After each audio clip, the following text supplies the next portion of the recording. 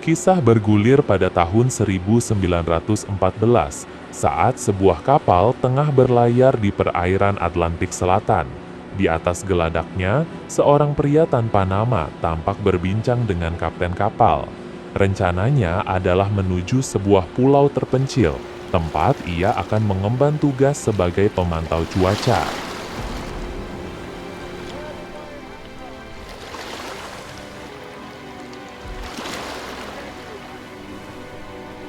Setibanya di daratan pulau, kapten dan beberapa krunya mengantar sang pemuda ke sebuah pondok yang akan menjadi tempat tinggalnya.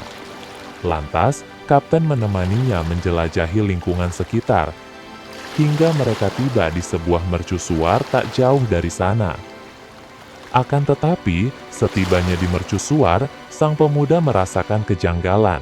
Dinding bangunan itu dikelilingi barisan kayu-kayu runcing, seolah berfungsi sebagai penghalang terhadap sesuatu. Di dalam menara, mereka menjumpai seorang lelaki bernama Gruner yang masih terlelap. Saat ia terjaga, sang kapten bertanya mengenai petugas cuaca yang bertugas di sana, yang sedianya akan dijemput dan digantikan oleh pendatang baru ini. Gruner menyahut bahwa petugas resmi pulau tersebut telah lama wafat akibat terserang demam tifoid, dan jasadnya raib di lautan kala mencoba berenang. Sang kapten yang menangkap ada yang tak beres dengan Gruner menawarkan si pemuda untuk kembali bersamanya, namun pemuda itu menampik dan bersikukuh untuk tinggal demi menjalankan misinya.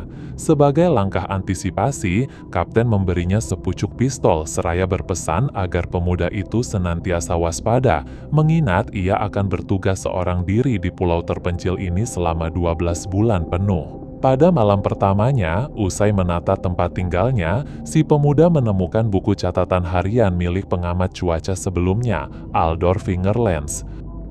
Kala membacanya, ia mendapati banyak ilustrasi fauna laut, termasuk selembar potret wanita jelita yang telah tiada. Lebih dari itu, di penghujung buku harian, ia juga menemukan sebuah sketsa janggal yang menyerupai makhluk misterius. Keesokan paginya, pemuda itu memulai rutinitasnya memprediksi kondisi cuaca di pesisir. Ia juga melihat hal ganjil saat menemukan tumpukan cangkang kerang yang tersusun apik di antara lingkaran bebatuan. Nah, ketika tengah mencatat arah angin, ia mengambil teropongnya dan mengarahkannya ke mercusuar. Di sana, ia menyaksikan Gruner yang agaknya baru bangun tidur. Namun, tanpa sengaja, ia juga menangkap siluet mirip manusia di puncak menara.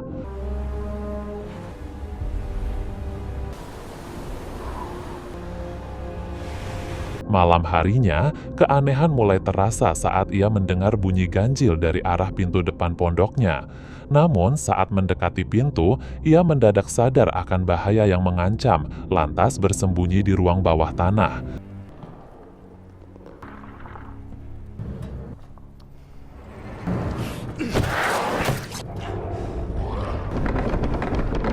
Sambil menggenggam sebilah pisau, ia mencoba mengintip dari sela-sela lantai. Betapa terkejutnya, muncul sepasang mata mengerikan yang tengah menatapnya. Dengan refleks, pemuda itu menghunjamkan bilahnya dan seketika terdengar raungan kesakitan dari makhluk tersebut. Pemuda itu berhasil melewati malam di bawah sana. Paginya, masih diliputi kebingungan atas insiden semalam, ia menuju mercusuar untuk bertanya pada Gruner. Sialnya, Gruner tak membukakan pintu, malah menyiramnya dengan air sambil berkata bahwa ia semestinya tak berada di sana. Karena tak ingin kejadian semalam terulang, pemuda itu kembali ke pondoknya untuk membangun perintang pelindung di sekelilingnya. Saat itulah ia tak sengaja menemukan sebuah senapan beserta pasokan amunisi yang agaknya cukup untuk pertahanan malam itu. Ketika malam menjelang, ia pun bersiaga dengan senapannya. Dari arah pantai, ia menyaksikan ratusan entitas aneh bermunculan dari balik bebatuan karang.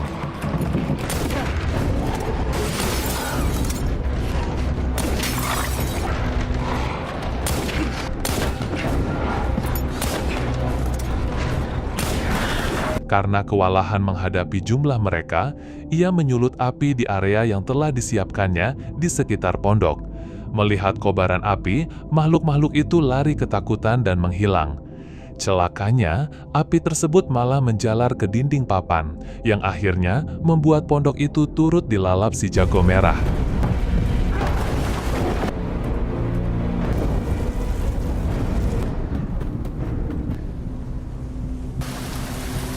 Esok paginya, kesabaran si pemuda telah habis. Ia memutuskan mendatangi mercusuar. Kali ini, ia diam-diam menunggu hingga Gruner keluar. Namun, saat ia tengah mengintai,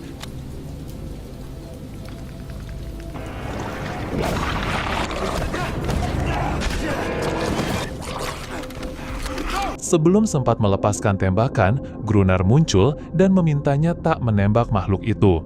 Menurut Gruner, makhluk di hadapannya itu tidak berbahaya. Gruner akhirnya bersedia berunding, dengan syarat si pemuda mau berbagi perbekalan, termasuk amunisi yang sejatinya berasal dari pondok si pemuda.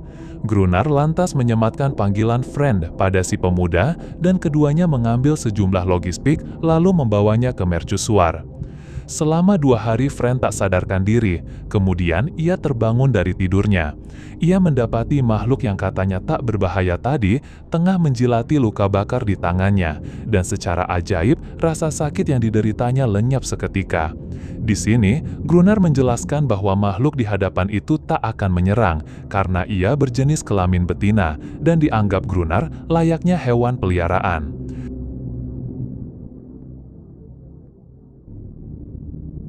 Malam harinya, Gruner mengajak Friend bersiap menghadapi serbuan makhluk-makhluk buas itu. Begitu lampu mercusuar dinyalakan, makhluk piaraan Gruner seolah memancarkan semacam sinyal panggilan, dan tak lama berselang, ratusan makhluk buas menyeruak dari dalam laut. Menyadari itu, Gruner segera mengajak Friend untuk mulai memberondong makhluk-makhluk tersebut. Namun sayangnya, Friend malah membeku karena gentar dan tak bisa berbuat apa-apa.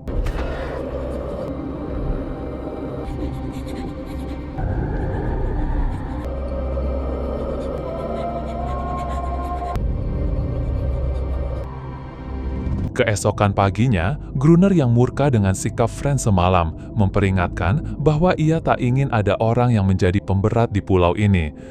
Gruner bahkan tak peduli dengan semua perbekalan yang telah diberikannya, karena semuanya akan sia-sia jika Friend tak membantunya. Singkat cerita, pada malam hari, Gruner memberi kesempatan terakhir bagi Friend untuk membantunya. Namun, begitu makhluk-makhluk itu mulai berdatangan, Gruner justru meninggalkan Friend seorang diri.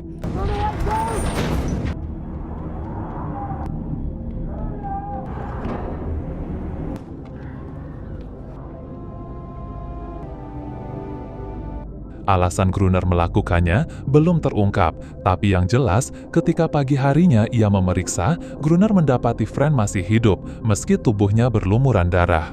Nah, setelah insiden itu, Gruner dan Friend akhirnya bisa menjalani hari bersama, di mana keduanya bahu-membahu setiap harinya terus menghadapi serbuan makhluk-makhluk buas tersebut. Seiring waktu bergulir, terungkaplah alasan Friend menerima pekerjaan ini. Friend semula hanya mendambakan ketentraman jiwa.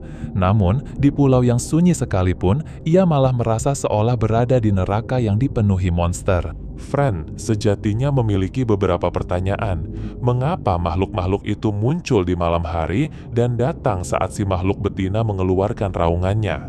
Friend belum menemukan jawabannya, karena Gruner hanya berkata bahwa makhluk-makhluk itu hanya memandang manusia sebagai pengganggu di pulau ini. Suatu hari, sepulang mencari kayu dari pondok yang dulu ditinggalinya, Friend menemukan kerangka paus terdampar di tepi pantai. Ia lantas membawa sepotong kecil tulang paus itu untuk diukir. Setelah berminggu-minggu berlalu, ternyata makhluk-makhluk itu tak lagi menyerang mereka. Awalnya, Friend menduga mereka mungkin sudah menyerah, namun Gruner menyanggahnya, mengatakan bahwa makhluk-makhluk buas itu agaknya tengah menghimpun tenaga untuk menyerang lagi dengan jumlah yang lebih besar. Seiring berjalannya waktu, Friend kian dekat dengan makhluk piaraan Gruner, yang kemudian ia beri nama Aneris. Suatu malam, saat mereka bermain catur, Friend sempat menyampaikan gagasannya untuk meraup banyak uang dengan cara menangkap dan membawa makhluk itu ke Britania Raya atau Amerika. Gruner yang mendengarnya lantas naik pitam, apalagi setelah Fran berhasil mengalahkannya dalam permainan catur.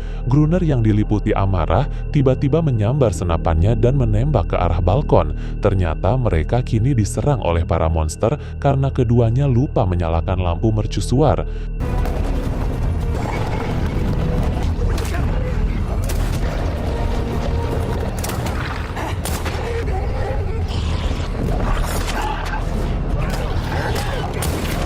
Kewalahan menghadapi jumlah yang jauh lebih banyak dari biasanya, mereka berdua memutuskan berlindung di lantai teratas yang terlindung kaca. Dalam insiden itu, seekor makhluk berhasil mencederai kaki Gruner, namun beruntung mereka berdua selamat dan bertahan di sana hingga esok pagi.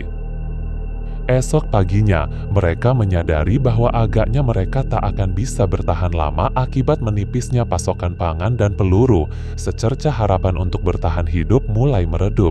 Hingga suatu hari, Fran yang berada di tepi pantai tak sengaja melihat sebuah kapal di kejauhan. Mengetahui hal itu, Fran mengambil pistol suar dan berniat menembakkannya.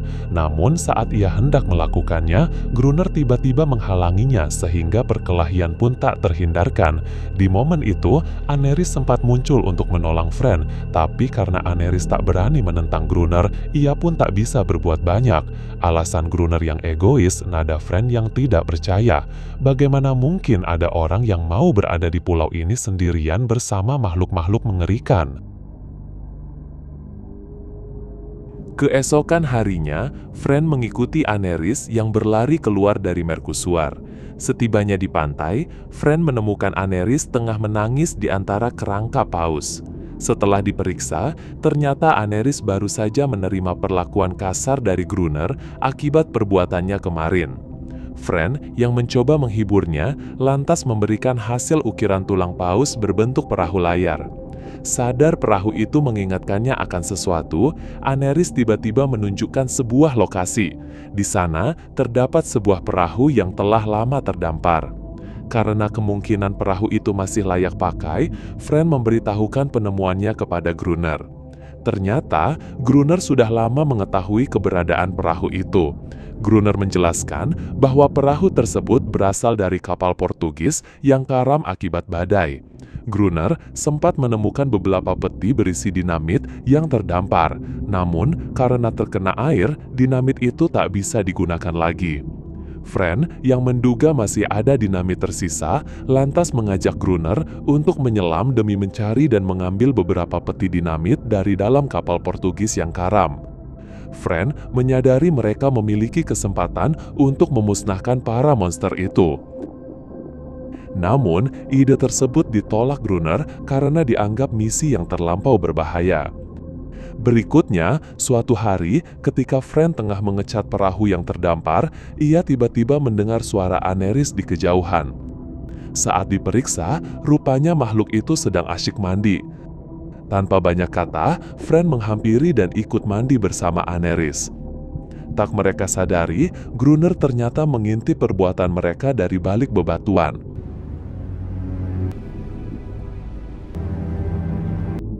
Setelah kejadian itu, Gruner berubah pikiran dan menyetujui gagasan Fran untuk menyelam ke dasar laut mengambil dinamit.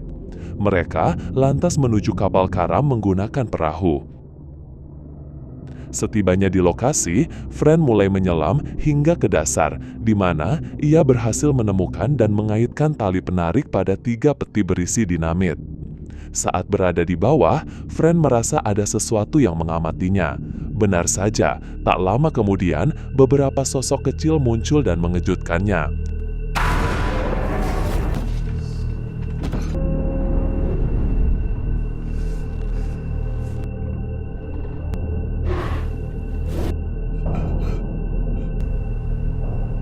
Gruner sengaja tak menarik Fran, berharap ia tewas di bawah sana.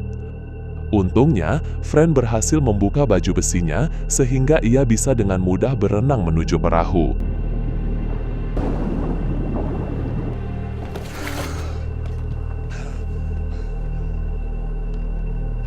Setelah mendapatkan dinamit, mereka memasangnya di sekeliling bangunan, bersamaan dengan turunnya butiran salju yang menandakan musim dingin telah tiba.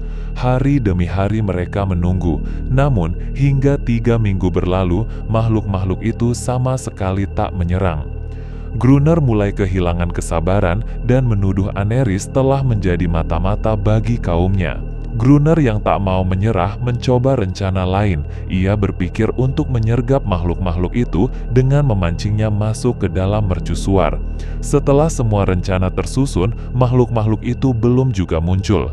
Gruner yang tetap tak mau menyerah lantas membawa Anerys ke balkon dan mendesaknya memanggil kaumnya.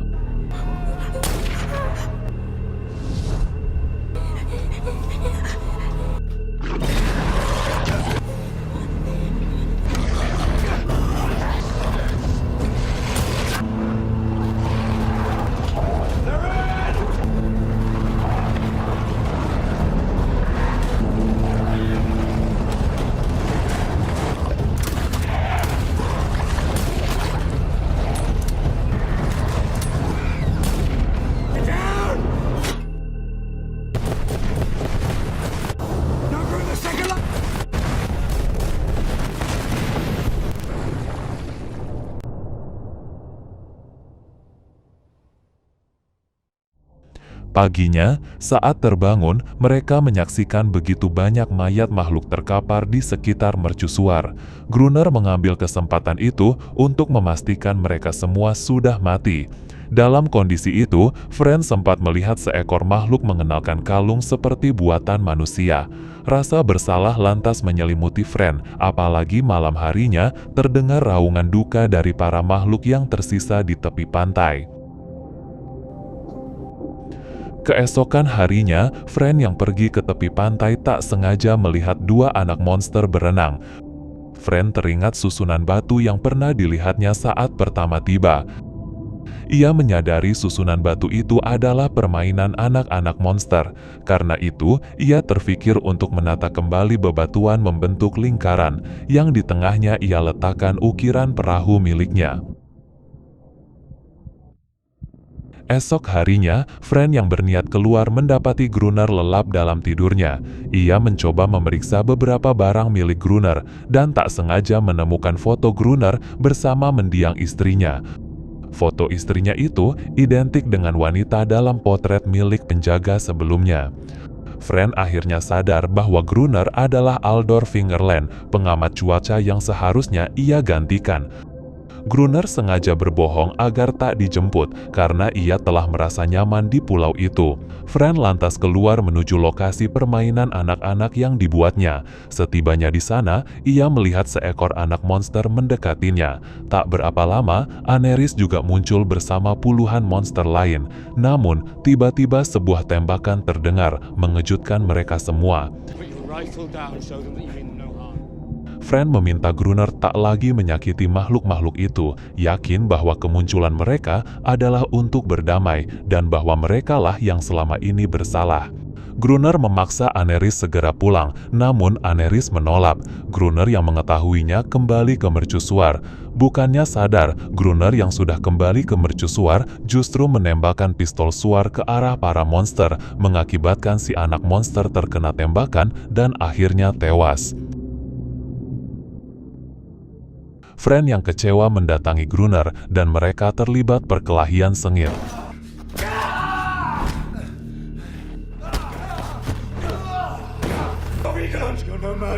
Saat terpojok, Fren mengungkapkan jati diri Gruner sebagai Aldor Fingerland. Mendengar itu, Gruner terdiam lalu berjalan dirundung duka menuju pintu dan membukanya.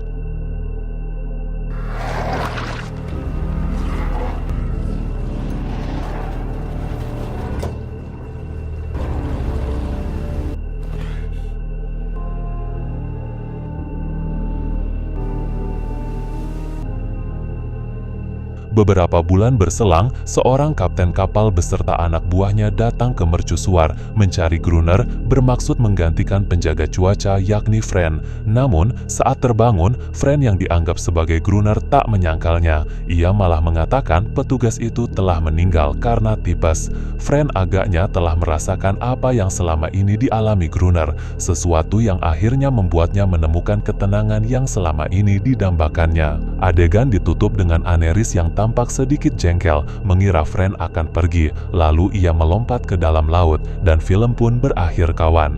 Itulah tadi paparan alur cerita dari film Cold Skin, rilisan tahun 2017, sebuah karya fiksi horor yang diadaptasi dari novel berjudul sama tahun 2002. Baiklah, terima kasih bagi kalian yang sudah menyimak video ini hingga tuntas, dan sampai jumpa lagi di lain kesempatan. Mantap!